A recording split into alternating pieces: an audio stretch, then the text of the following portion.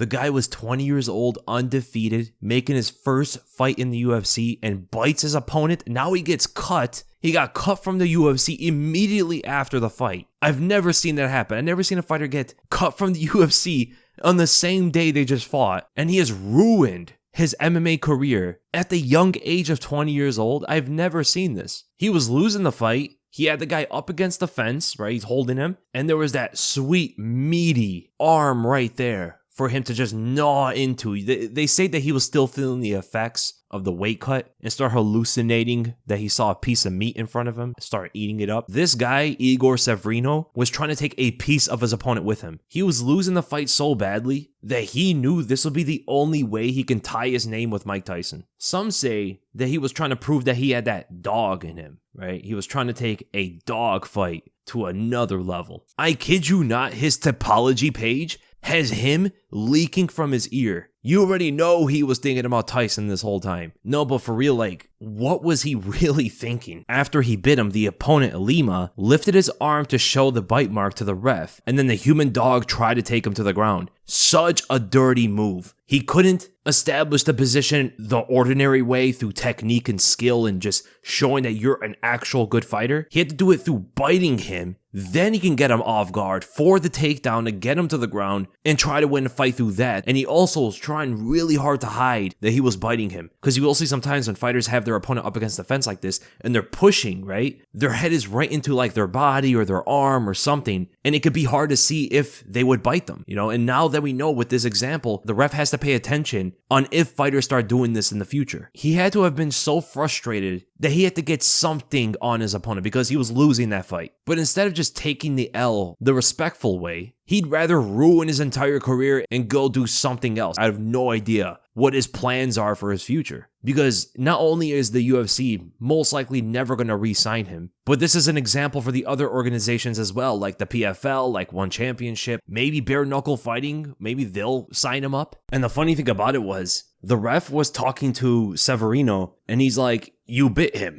And Severino's like, "No, I didn't." The ref's like, "Yes, you did. Who else bit this guy? He didn't bite himself, did he?" He actually thought he could convince the ref that he didn't bite him at all. When Andre Lima has his flesh missing from his arm. And even when Andre Lima got bitten, he didn't look like he was in pain, which is crazy. Man, talk about adrenaline. Andre Lima's a tough guy, and he didn't look too upset as Severino for biting him. Most fighters would get furious out there. I mean, remember when Johnny Walker fought Ankalaev and both the guys were about to fight each other over a down knee? That's what I expected out of Lima when he got bitten. I thought he was going to go crazy out there. But he was so stoic, it didn't really bother him. Yeah, but this had to have been probably the dumbest thing any young fighter has ever done in this sport. And the guy who got bitten, he was like shadowboxing after he showed it and stuff. Didn't care at all. I mean, of course, he cares that he got bitten and he might get rabies from the animal. But I hope he gets some kind of bonus for that. He was a good sport, and you did hear the commentators. They were all like kind of iffy about the whole thing. But I understand because they didn't see how bad the bite was, or if in fact it was a bite. After they saw the bite mark, then they're like, okay, yeah, disqualify that guy. But they have mentioned before that Jason Knight did bite one of his opponents in the past and he didn't get DQ'd for that. But it wasn't nearly as bad as this. It was crazy because the bite even broke the skin too. And just like Laura Sanko said, how did he do that with a mouth guard?